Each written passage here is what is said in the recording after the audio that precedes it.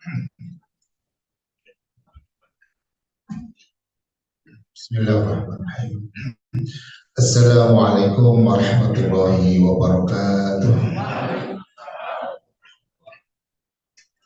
Alhamdulillahirabbil alamin alladzi anzala sakinata fi qulubil mu'minin liyazdadu imanan ma'a imanihim.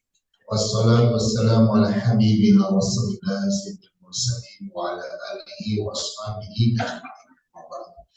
Bapak Ibu dan saudara sekalian, jamaah salat subuh Masjid Jami Al-Iman yang dimuliakan Allah Subhanahu wa taala, dan juga Bapak Ibu yang bergabung melalui jaringan Zoom. Alhamdulillah kita terus memanjatkan bersyukur kepada Allah Subhanahu wa taala atas nikmat dan karunia-Nya pada kita semuanya, dan juga hidayah dan inayahnya, sehingga di pagi subuh ini kita bisa kembali hadir dalam majelis ilmu kita, majelis Rasulullah SAW yang dinyatakan sebagai Riyadhul Jannah, taman surga, yang tentu ini maksudnya merepresentasikan para aktifnya sebagai calon-calon syekh. Amin. Karena beliau juga mengatakan man salaka tariqan yaltamisu fihi ilman sahalallahu tariqan ilal jannah. Barang siapa yang meniti jalan untuk ilmu, dunia agama, maka memudahkan baginya jalan menuju surga. Baik para jemaah sekalian, mari kita mengawali, kita mengharapkan keridhaan Allah, mengharapkan hidayahnya, petunjuknya, kemudahan darinya, agar kita mendapatkan ilmu-ilmu yang barokah, yang manfaat. Kita baca basmalah saja. Bismillahirrahmanirrahim. Surah Al-Ahzab 59. Sebelumnya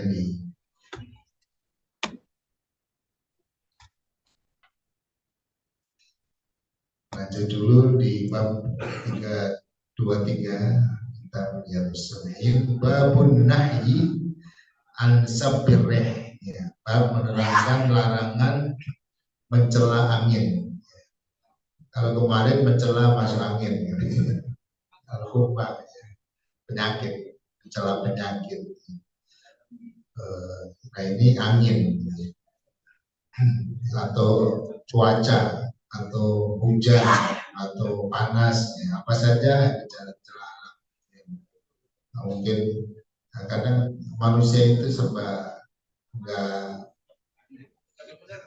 nggak puas, ya, hujan terus, panas ya, redang, jadi nggak ada benar-benarnya. Wabayani ma yuqalu indahu biha, dan menjelaskan apa yang semestinya diucapkan ketika angin bertiup kencang. Ya, kalau angin biasa ya biasa, ya kita bersyukur lah. Tapi ketika kita melihat angin yang begitu kencang dan mengancam, mengerikan, ya, maka ada doa yang diajarkan.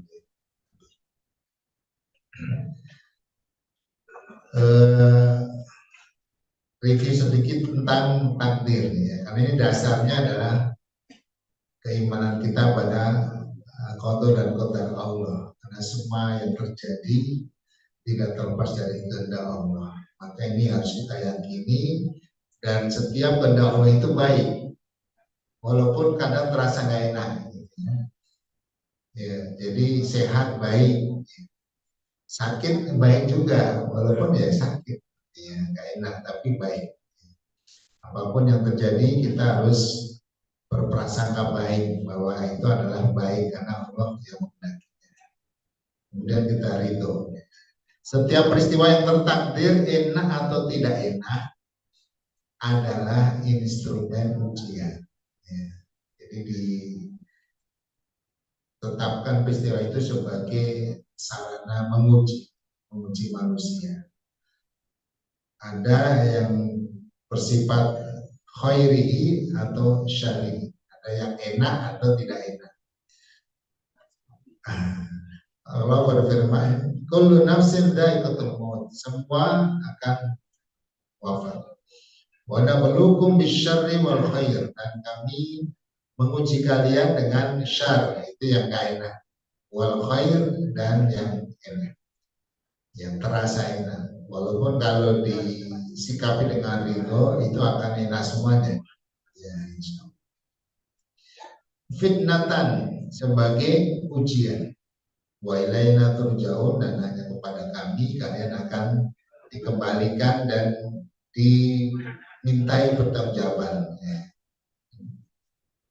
atas sikap dan tindakannya ketika diuji oleh Allah SWT. Jadi takdir ada dua, takdir khairihi yang harus diterima dengan ridho, ya, kita duduk-duduk di antar kopi, yaitu khairihi alhamdulillah, ridho, ya. Tapi kalau bagian terakhir kopinya habis, nah, itu syari ridho juga, ya.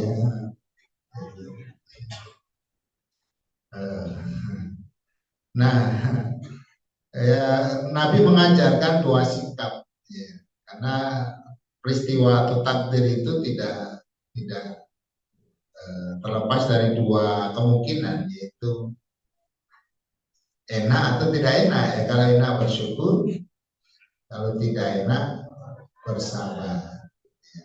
Nah, sabar itu secara bahasa artinya menahan diri, ya,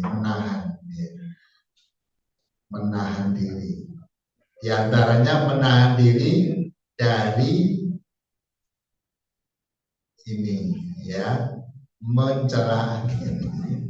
Di antaranya menahan diri dari mencela, menahan diri dari menggerutu, menahan diri dari mengumpat, menahan diri dari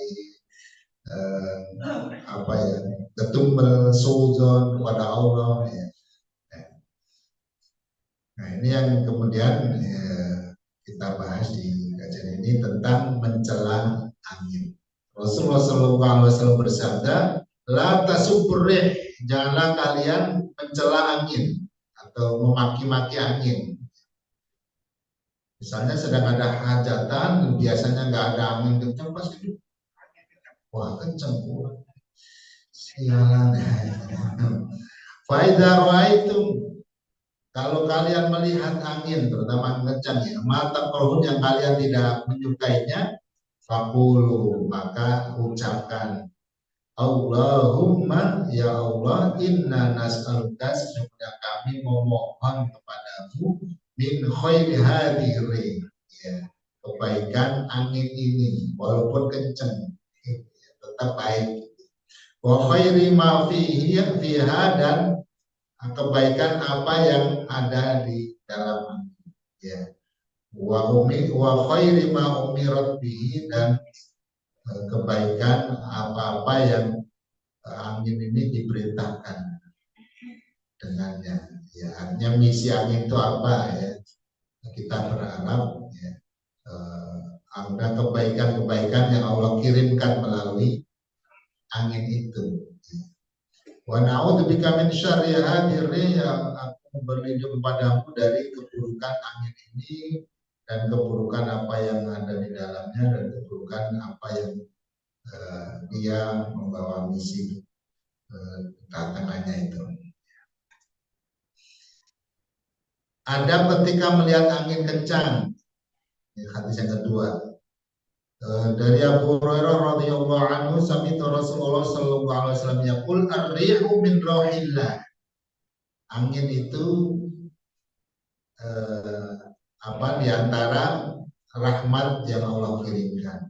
Takti birrahmat, dia datang membawa rahmat, seperti hujan membawa rahmat, angin juga membawa rahmat, panas sinar matahari membawa rahmat. Wa ta'ti bil adab, dan bisa juga dia membawa adab, ya. Tergantung bagaimana, ya, apa yang dipesankan oleh Allah. Fa idza ra'aitumuha fala tasubbuha, maka apabila kalian melihatnya, janganlah kalian mencelanya atau memaki-makinya. Wasallallahu khairan, dan mintalah kepada Allah kebaikannya. Wasta'idzu billahi min syarriha, dan berlindunglah kepada Allah dari keburukannya. Nah, ini doa yang diajarkan karena Nabi Shallallahu Alaihi Wasallam idza asafati rihu qala, adalah Nabi ketika berembus angin keras beliau berdoa. Nah, ini yang hendaknya diucapkan ketika angin kencang. Allahumma ya Allah, inni as'aluka, sesungguhnya aku memohon kepadamu khairoha, ya, kebaikannya, wa khairu ma fiha, dan kebaikan apa yang ada di dalamnya, wa khairu ma ursilat bihi, dan kebaikan apa yang ia dikirimkan dengannya. Artinya misi apa yang dia dikirim kepada kita, ya, itu kita memohon selalu membawa kebaikan. Demikian tentang adab melihat angin, ya. Kalau angin setiap saat ada angin, ya. Memang tentunya ini maksudnya angin yang menakutkan, yang terasa akan membawa sesuatu yang membahayakan. Ya, kita diajarkan sikap dan doa yang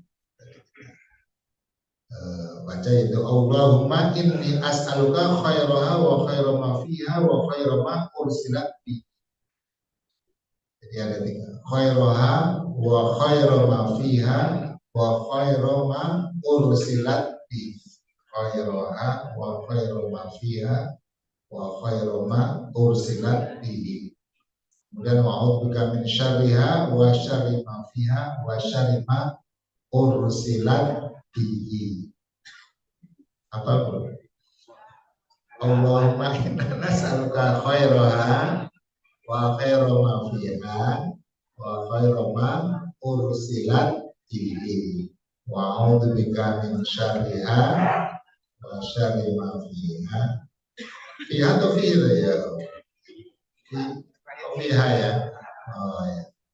Wa syarri ma ursilat bihi. Oh, berarti bihi-nya kembali ke ma, ya. Dan ke amin. Allahumma inni as'aluka khairaha wa khaira ma fiha wa khaira ma ursilat bihi. Bihi-nya enggak ke angin tapi ke ma, jadi misinya, bukan ke anginnya. Ya. Kalau ha ke angin, gitu ya. Allahumma inni as'aluka khairaha, angin. Wa khaira ma fiha, di dalam angin. Wa khaira ma ursilat bihi dengan ma, dengan kebaikan ma yang dibawa oleh angin. Wa a'udzubika min syarriha wa syarri ma fiha wa syarri ma ursilat bihi. Ma, ini ke ma, wa syarri ma ursilat bihi. Ma ursilat, ma apa yang ursilat, angin itu diutus bihi dengan ma, atau untuk ma, ya. Untuk apa dia diutus itu? Karena dia kan kayak kurir aja, ya, untuk bawa apa? Bawa nikmat atau bawa adab? Bawa hukuman bagi orang-orang yang susah diingatkan, ya, kasihnya angin berputar-putar. Baik, kajian terjemah dan tafsir surah Al-Ahzab ayat 50. Masih lanjutan, ya, tarbiyah usariyah, ya, tarbiyah keluarga. A'udzu billahi minasy syaithanir rajim.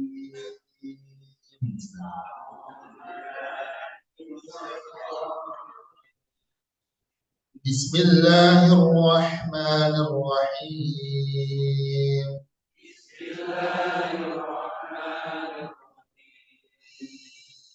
Ya ayyuhan النبي قل لأزواجك وبناتك ونساء المؤمنين يدنين عليهن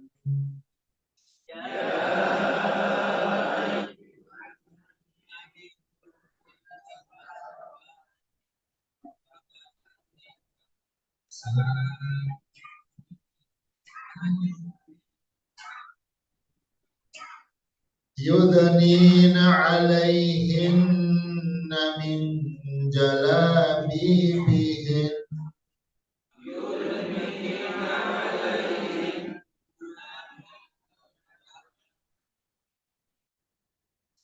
ذلك أدنى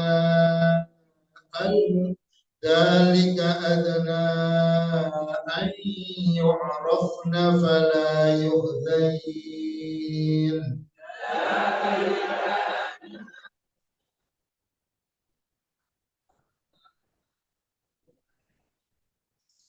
وكان الله غفورا رحيما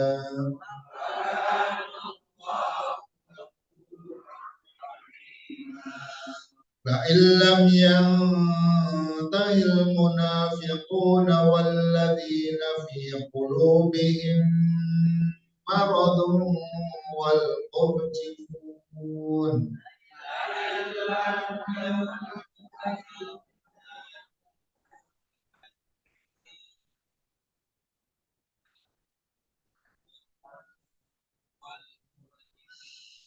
والمرجفون في المدينة لنغرينك بهم ثم لا يجاورونك فيها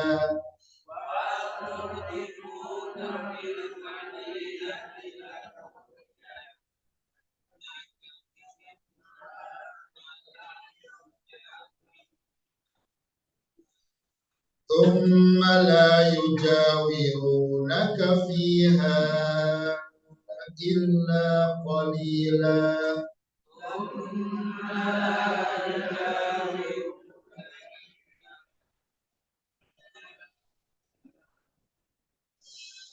ملعونين أينما ثقفوا أخذوا وقتلوا تقتيلا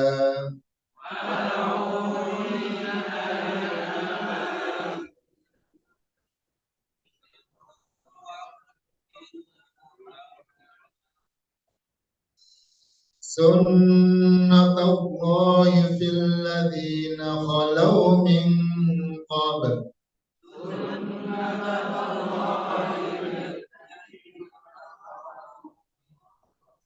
ولن تجد لسنة الله تبديلا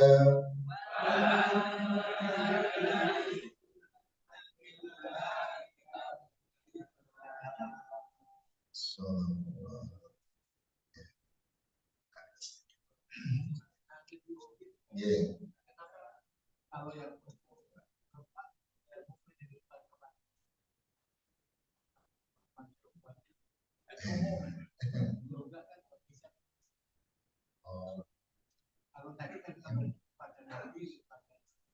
Ini istri, ini yang umumnya konisa. Kenapa nggak azwaj gitu? Tanyanya tingkat tinggi. Jeli banget ya. Ini kalau Nabi azwaj ya kan? Ya. Tapi kalau istrinya orang beriman, kenapa nggak azwaj gitu ya? Karena baru enggak juga ya. Tapi dua-duanya sama artinya. Cuman pasti ada kenapa penggunaan katanya dibedakan ya. Nah, ini perlu kajian yang lebih tajam ya. Seperti ditanya kemarin saya juga ditanya antara Torib sama Sabil. Allah gunakan kul hadi toriki gitu ya. Jalan. Di ayat lain kul hadi sabili. Ya, kul hadi wa anna hadza sabili wa anna hadza siroti, ada sirot, ada Sabil, ada juga tonik. Enggak tahu ini baru ini tanya begitu. Karena ya, berarti saya cari gitu ya. Ternyata ada yang mengatakan bahwa sirot, kenapa Allah menggunakan ihdinas sirot, sirot al-mustaqim. Satu, ternyata itu kata-kata sirot nggak ada jamak, nggak ada jamaknya. Kalau torik jamaknya turuk, kalau sabil jamaknya subul. Tapi kalau sirot jamaknya nggak tahu, nggak ada ya. Nah, kenapa itu dipakai ihdinas sirot al-mustaqim yang mengacu pada Islam? Karena jalan Islam itu ya jalan kebenaran itu ya hanya Islam. Yang lainnya ya tidak benar. Nah, kalau ini HBR. Kalau ada yang tahu boleh ya. Subhanallah. Baik. Keterkaitannya di ayat sebelumnya dijelaskan tentang larangan menyakiti, menghina, dan mengganggu Nabi dan juga orang-orang beriman. Dan ada ancamannya. Di ayat berikutnya Allah memerintahkan istri-istri Nabi dan juga para wanita mukmin agar mengenakan jilbab agar lebih dikenali. Jadi di samping sebagai menutup sarana menutup aurat juga sebagai ciri atau identitas ya. Identitas orang-orang baik. Dikenali sebagai orang-orang baik. Makanya kalau mau pemilihan pemilu itu pada pakai jilbab supaya dianggap orang baik. Dan habis itu lepas lagi. Dan terhormat sehingga terhindar dari godaan gangguan orang. Ya ayuhan nabi, wahai nabi. Kul katakanlah li azwajika kepada istri-istrimu. Nabinya satu, istrinya lebih dari satu. Ada yang mengatakan 11, ada yang mengatakan 13. Ya. Wabanatika dan anak-anak perempuanmu, kamu Nabi, ya, anak-anak perempuannya. Nah, memang anak-anak Nabi perempuan-perempuannya. Ya ada yang laki tapi yang agak sampai besar itu Ibrahim itu usia 18 bulan, 2 tahun kurang. Ya. Wanita mukminin dan istri-istri orang mukmin. Ya, tadi yang apa enggak azwaj lagi? Mungkin biar enggak ini, ya. Biar enggak bertubi-tubi kan ini kan kadang kalau apa seni sastra itu ya, supaya ada variasi-variasi. Nah, itu kira tapi itu bukan jawabannya.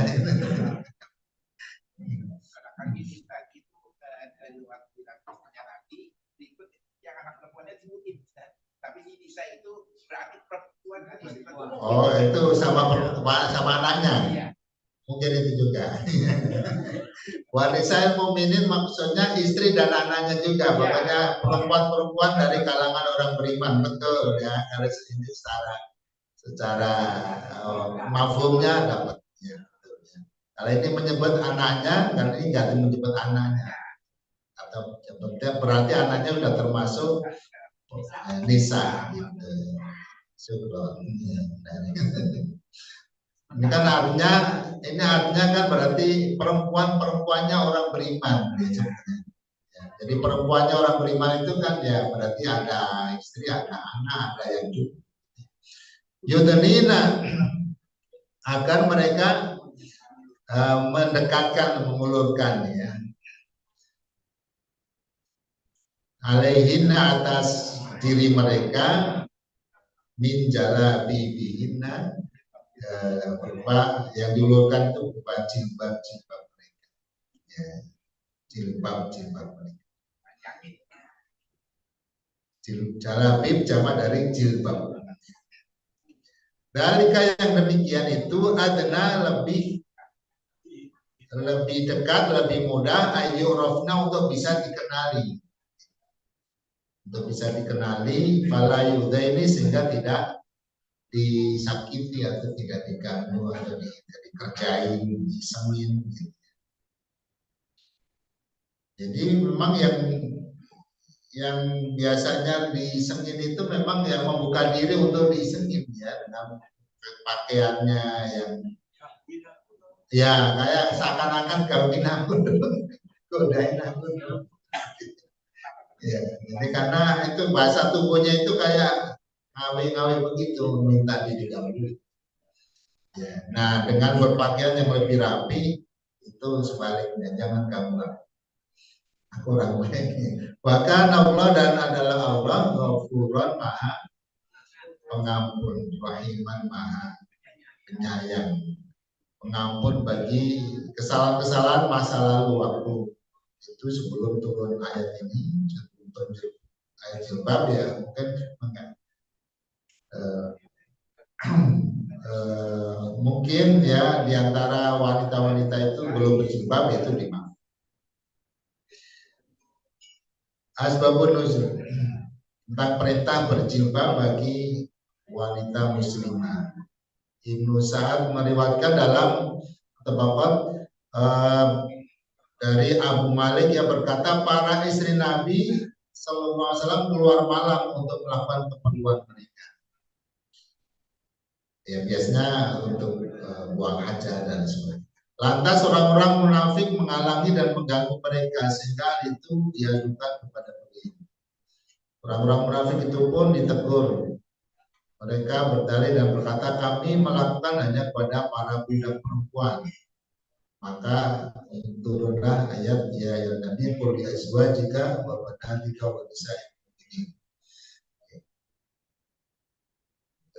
Untuk membedakan bahwa ini bukan budak, ini adalah wanita-wanita yang terhormat, jangan diganggu. Nah, di antara ini ada beberapa sebab salah satu. Di ayat ini Allah Azza wa Jalla memerintahkan nabinya untuk memerintahkan para wanita muslimah dan perintah itu dimulai dari istri-istri dan putri-putri beliau sendiri agar mereka mengenakan jilbab. Jilbab itu nanti ada ini. Jilbab adalah baju longgar yang menutupi seluruh tubuh, ya, seluruh tubuh wanita kecuali wajah dan telapak tangannya. Kelapa itu ini atau yang putih, yang ini bukan.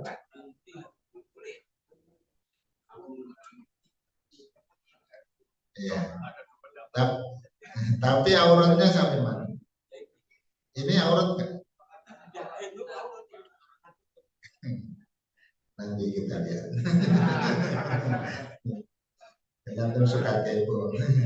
Baik, Allah memerintahkan nabinya agar memerintahkan berjilbab dimulai keluarganya dulu, ya, karena mereka memang lebih ditekankan untuk terlebih dahulu menjalankan perintah daripada selain mereka. Dan karena seorang penyeru atau dai sudah semestinya memulai dari keluarganya. Awalnya dimulai dari yang terdekat keluarganya, baru pada yang lainnya. Ini juga memberikan keteladan kepada kita semuanya untuk memulai kebaikan-kebaikan itu dari orang-orang terdekat kita. Ya, baik kebaikan bersifat materi, pemberian, maupun juga kebaikan berupa nasihat atau ajakan untuk berbuat baik. Jangan sampai sibuk jauh-jauh, yang dekat-dekat kelewatan atau nggak diapa-apain gitu ya. Begitu juga dalam pemberian atau dalam bantuan, dahulukan yang dekat. Makanya tetangga itu ada 3. Ada haknya yang hanya 1 hak tetangga, itu tetangga kafir. Hak tetangga ada. Ya. Artinya dia berhak mendapatkan perlakuan baik dari kita. Ada yang tetangga hanya 2, tetangga muslim, ya. Ada yang hanya 3, tetangga, muslim, kerabat. Artinya dia lebih prioritas untuk diperlakukan baik daripada yang hanya lebih sedikit. Allah berfirman, ya ayyuhalladzina amanu qu anfusakum wa ahlikum naro. Orang beriman, jaga diri kalian dan keluarga kalian dari neraka. Jadi pastikan ya dibimbing mereka untuk baik ya, dan terus memiliki kesadaran menjalankan. Firman Allah dzalika adna ayyurafna. Allah jelaskan dengan jilbab itu agar mereka lebih dikenal. Sehingga kalau dikenal tidak disakiti, tidak diganggu. Ini menunjukkan adanya potensi gangguan apabila kaum wanita tidak berjilbab. Jika mereka memakai jilbab, maka mereka tidak diganggu. Karena dengan jilbab tersebut menjadi ciri identitas bahwa mereka adalah wanita-wanita suci, wanita terhormat, dan itu image itu sampai sekarang. Ya, walaupun ini sudah mulai dicemari oleh oknum-oknum berjilbab, tapi nyuri berjilbab sama suaminya nyuri motor berjilbab melalui ya. Tapi secara umum masih ya, buktinya para pejabat-pejabat yang ingin dipilih itu pakai jilbab, tampil berjilbab, berarti ya jilbab itu masih menjadi tanda kebaikan seseorang yang mengenakannya. Sebaliknya apabila mereka tidak berjilbab, maka mereka akan mudah didatangi oleh orang yang hatinya sakit ya. Lalu mengganggu mereka, melecehkan mereka, karena mereka dianggap wanita rendahan, murahan, ya, atau budak belia. Ya. Bahkan kalau kita nyari calon menantu, di antara yang kita lihat dohirnya adalah jilbab. Ya. Walaupun tidak setiap berjilbab itu orangnya baik, tapi setidaknya ini mengindikasi sebagian ya. Kalau berjilbab baik, apalagi yang tidak. Baik, jadi jilbab itu pengaman wanita dari hasrat orang-orang yang ingin menjahati, mengganggu, atau sekedar iseng. Hukum menutup aurat. Laki-laki maupun perempuan, nanti kita perlu sedikit. Aurat adalah suatu anggota badan yang tidak boleh dibuka-buka, tidak boleh diperlihatkan baik oleh lelaki maupun oleh perempuan. Laki-laki ada auratnya, perempuan ada auratnya. Hukum menutup aurat adalah wajib sebagaimana firman Allah, wala yubdina zinatahunna illa ma dhahara minha. Janganlah wanita itu memperlihatkan perhiasan mereka kecuali apa yang boleh nampak darinya. Jadi ini penafsirannya adalah apa-apa yang memang tidak bisa, tidak harus nampak. Itu wajah, karena harus melihat, harus terlihat juga, dikenali orang. Oh itu si fulan, oh itu ibu ini. Dan tangan yang dipakai untuk aktivitas, ya. Sehingga itu yang ditafsirkan ma doharomina. Rasulullah juga bersabda, ini terkait dengan laki-laki, diperintahkan ihfad aurataka, jagalah auratmu wahai laki-laki, illa min zaujati, kecuali kepada istrimu. Itu nggak dijaga nggak apa-apa, mau dimainkan, mau terserah lah, jangan dijaga-jaga kalau di situ.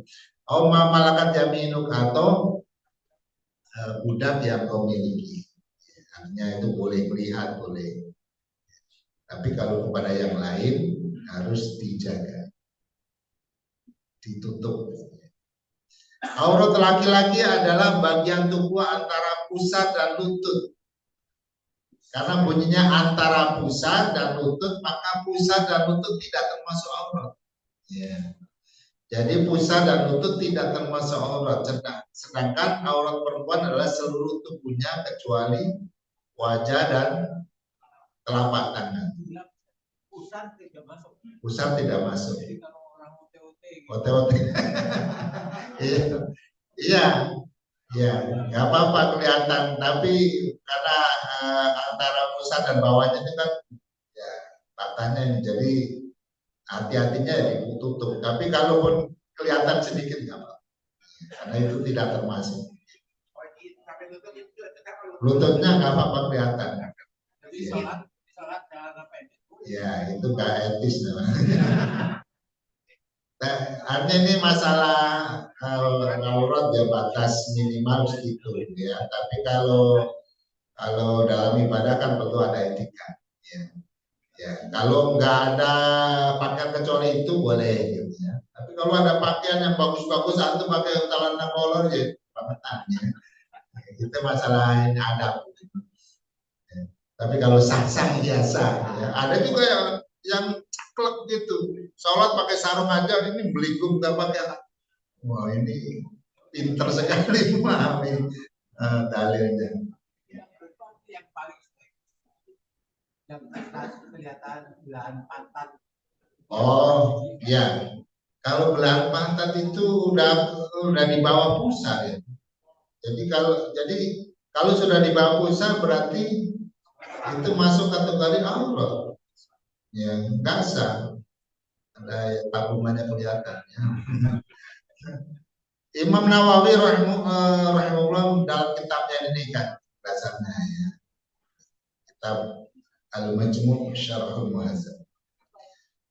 Wa auratul rajuli, dan auratnya laki-laki ma adalah apa anggota badan bainas surrah war rukbah, antara pusar dan dengkul, rukbah dengkul. Wasurratu war rukbatu, dan pusar dan dengkulnya laisa minal aurat. Boleh ya? Enggak aurat, jadi tapi ya jangan sholat kebuka pusarnya. Jangankan kebuka pusar, kebuka ini juga enggak. Kalau memang ada pakaiannya, kecuali kalau di hutan hanya tinggal kolor ya, itu bisa. Wa min ashabina man qala huma minal aurat. Tapi di antara ulama-ulama Syafi'i, mazhab Syafi'i, ada yang menganggap itu termasuk auratnya. Wal awal asal, tapi menurut Imam Nawawi yang pertama lebih benar.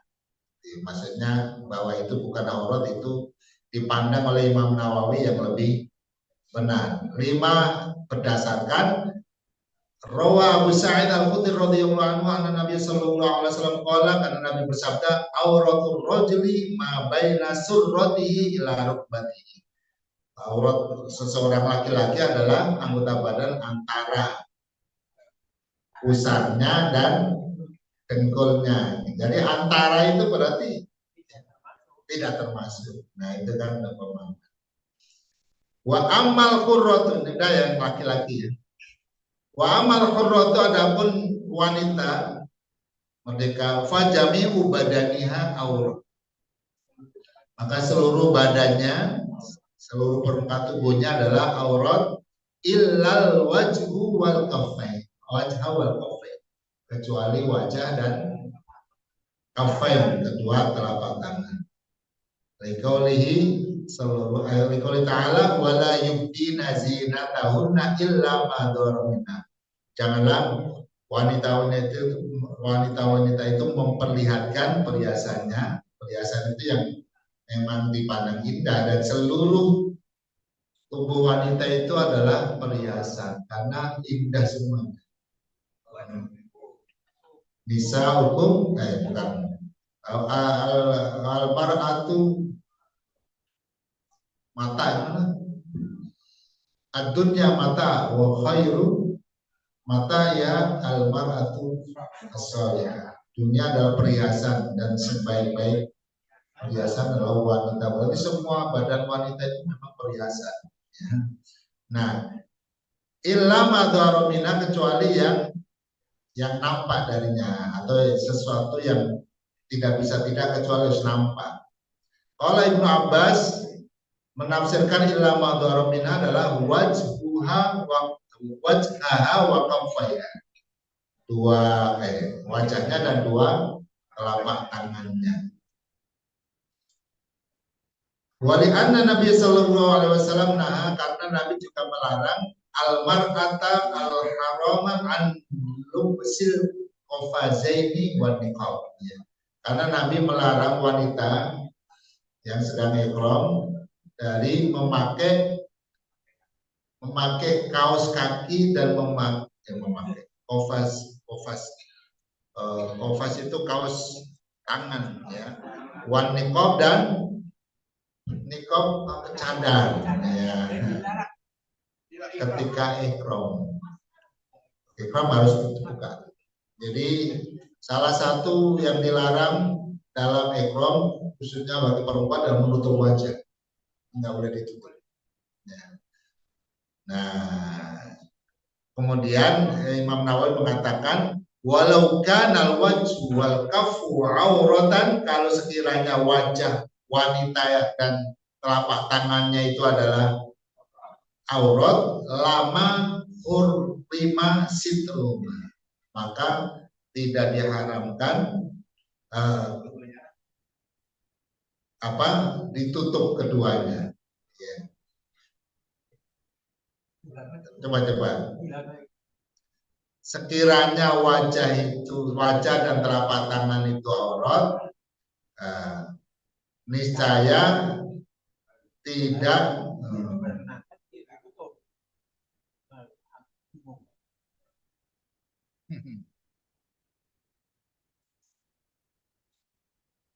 lama kurimasi terma. Jadi kan tidak dilarang untuk ditutup. Kalau memang itu adalah aurat, maka tidak dilarang untuk ditutup. Karena dilarang ditutup berarti bukan aurat. Kan tadi kan dilarang ketika itu dilarang oleh Nabi jangan ditutup. Kalau aurat, kalau memang itu aurat maka tidak dilarang.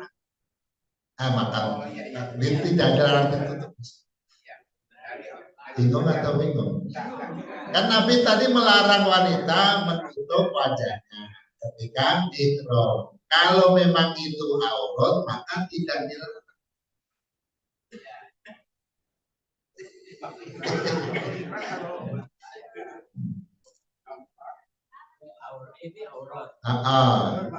Kalau waktu ihram kan dilarang. Dilarang ditutup. Nabi melarang wanita menutup wajahnya. Kalau itu aurat maka tidak dilarang, justru disuruh.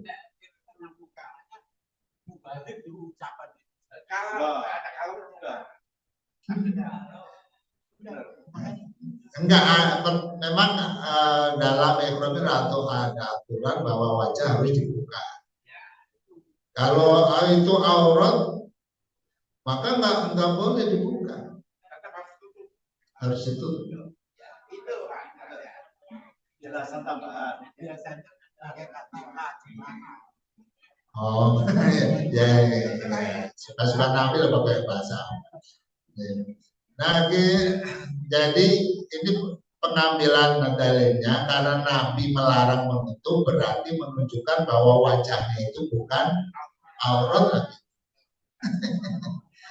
Kalau aurat Nabi nggak melarang ya udah memang jangan dibuka gitu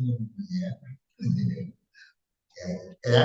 Wali anal hajat atau ila ibrosil wajhi lil bai wasyara, karena wajah ini dibutuhkan ya dalam muamalah sehari-hari, terutama wanita yang kemudian bekerja di luar, dibutuhkan untuk nampak dalam kegiatan jual beli ya.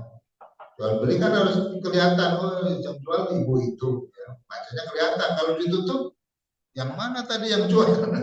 Misalnya ada barang yang cacat mau kembali, nggak mengenali ibunya yang jual. Wa ila ibrozil kafi lil akhdi wal ato, dan juga untuk menampakkan ini, untuk menampakkan telapak tangannya untuk mengambil dan memberi. Ya, mengambil, menerima, memberi. Ya, ini berapa ya? Dengan 100.000. Oh ya, kan harus jelas ya. Falam yaj'al dzalika aurat, maka Allah tidak jadikan kedua anggota badan itu sebagai auratnya. Bahasanya illa ma minha, kecuali yang biasa nampak atau yang semestinya nampak. Ya, baik ya, itu terkait dengan auratnya, aurat wanita, aurat laki-laki ya, sehingga memang nanti permasalahannya di niqab. Ya, apakah ini wajib atau tidak niqab itu? Kalau dalam mazhab Syafi'i ada yang mengatakan sunnah, ada yang mengatakan wajib, karena ada juga dalam mazhab Syafi'i ulama yang mengatakan ini termasuk aurat. Tadi kan bilang li ashabina, ada kan dia dari min ashabina man qala umma minal aurat. Ya. Di antara ashabina itu maksudnya sama-sama ulama mazhab Syafi'i yang ada yang mengatakan ini aurat, maka ketika mengatakan bahwa wajah aurat maka wajib ditutup. Berarti pakai cadar ya, pakai cadar. Jadi ada 3 pendapat dalam mazhab Syafi'i tentang cadar. Ada yang wajib, ada yang sunnah, ada yang khilaful aula. Ada yang mengatakan itu makruh lah. Khilaful aula itu kayak makruh. Menyelisihi yang utama. Utamanya dibuka. Karena Allah telah membuat pengecualian tetap ditutup, mestinya diikuti. Tapi kalau tetap ditutup berarti justru makruh. Sehingga ada 3 pendapat itu. Sehingga dengan mengetahui pendapat-pendapat itu, ya wayahnya kita saling menghormati. Jangan sampai saling menyalahkan. Tapi kemarin waktu COVID pada pakai cadar semua. Termasuk yang laki-laki. Oh ya, pakai cadar. Nah, ilham yantahi, sungguh jika tidak berhenti yantahi, intaha yantahi, ya, berhenti. Di bahasa Jawa entek.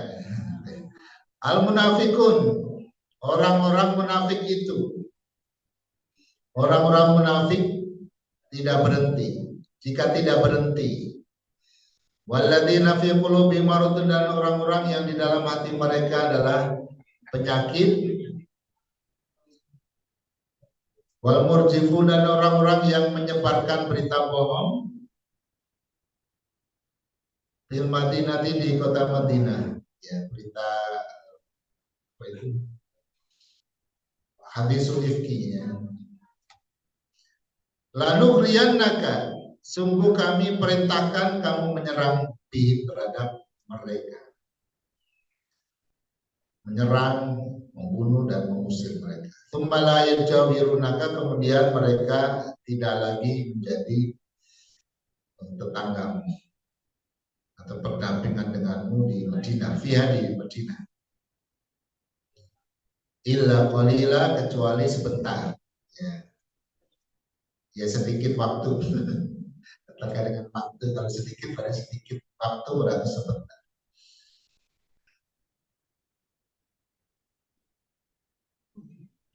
Dan ini kemudian dijalankan dengan mengusir orang-orang Yahudi yang suka berbuat onar, ya, kemudian mengkhianati perjanjian, akhirnya mereka diperang oleh Nabi, usir dari Madinah. Yang orang Yahudi pertama, Bani Qainuqa, itu membunuh seseorang Muslim. Pertama dia ngerjain wanita, ya, wanita yang belanja di pasar Yahudi dikerjain. Kemudian dibela oleh saudaranya yang laki-laki, ada laki-laki Muslim membela, yang membela dibunuh. Nah, karena itu kemudian Nabi mengusir orang Qainuqa. Yang kedua, merencanakan membunuh Nabi yang itu dibunuh. Nabi siapkan batu dari loteng yang akan ditimpakan ke Nabi.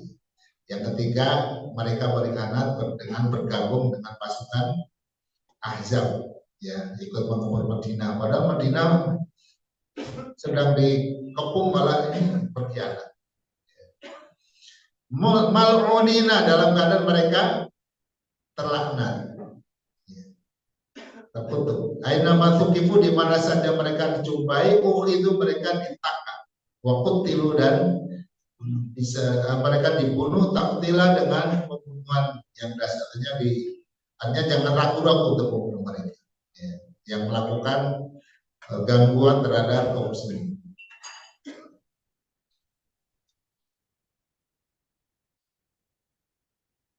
Ancaman terhadap orang-orang munafik. Jadi orang-orang munafik, orang-orang yang tinggal di dalam masyarakat muslim, tapi dia kelihatannya muslim, tapi dia melakukan tindakan-tindakan yang justru merugikan orang Islam, tindakan-tindakan yang kemudian seperti menikam dari dalam. Di Madinah terdapat dua kelompok yang hidup berdampingan dengan kaum muslimin, tetapi belakangan mereka melakukan tindakan-tindakan menghalangi perkembangan Islam di Madinah dan juga kenyamanan dan keamanan masyarakat muslim di Madinah. Kedua kelompok tersebut adalah kelompok orang Yahudi, ya, yang tinggal di Madinah juga ada 3 kabilah, dan kelompok orang-orang munafik yang kelihatannya muslim tapi hanya pura-pura. Setelah kelompok orang-orang Yahudi yang tadi dari 3 kabilah tersebut satu persatu berkhianat sehingga mereka dihukum oleh Rasul, sebagian dibunuh dan sebagian lainnya diusir dari Madinah, maka tersisalah kelompok orang-orang munafik. Yeah. Ayat ini memberikan ancaman keras terhadap orang-orang munafik agar mereka segera insaf dan menghentikan perbuatan-perbuatan makar mereka berupa teror, fitnah, sindiran maupun cacian terhadap Islam dan pemeluknya. Di antara kelakuan orang munafik adalah hadisul ifki. Ya, ketika mereka mengembuskan fitnah, tuduhan atas Aisyah yang dulu berbuat serong, berbuat selingkuh dengan Sofwan. Ketika pulang dari peperangan Bani Mustalik itu. Sehingga menimbulkan kegoncangan, kekacauan di masyarakat Madinah. Ya. Apabila orang-orang munafik tersebut tidak berhenti dari tindakan-tindakan makar mereka, maka Allah mengizinkan, bahkan memerintahkan Rasulnya untuk memerangi dan membunuh mereka atau mengusir mereka, sehingga tidak ada lagi komunitas mereka yang tinggal bertetangga dengan kaum muslimin di Madinah. Mana ini tidak kita mendengar ya kalau Nabi kemudian sampai memerangi mereka.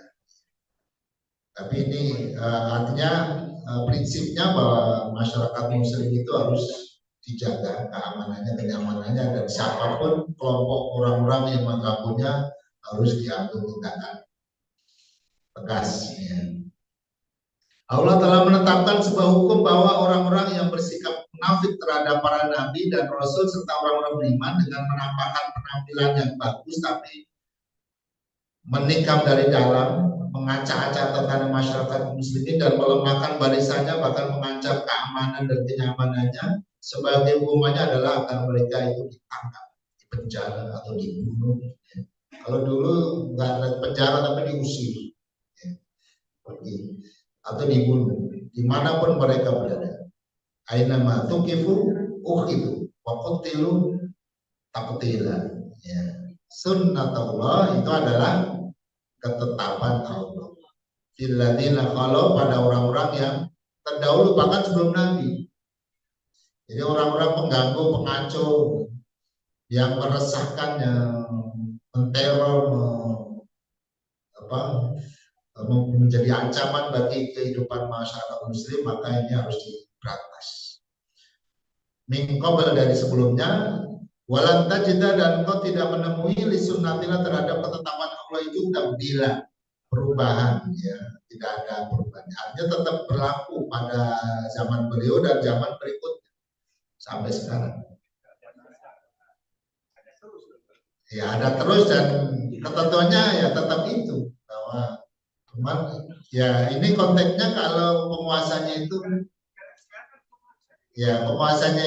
muslim, dan di situ ada kelompok-kelompok pengganggu, itu harus diberantas. Masalahnya kalau penguasanya ganggu gimana? Misalnya ya, misalnya ya. Yang ganggu penguasanya berarti diganti ya, ya. Dirubah ya. Diganti. Sunnatullah yang berlaku atas orang-orang yang mengganggu dan menzalimi umat Islam. Ya. Tidak hanya orang munafik tadi ya, dan yang lain-lain gitu ya.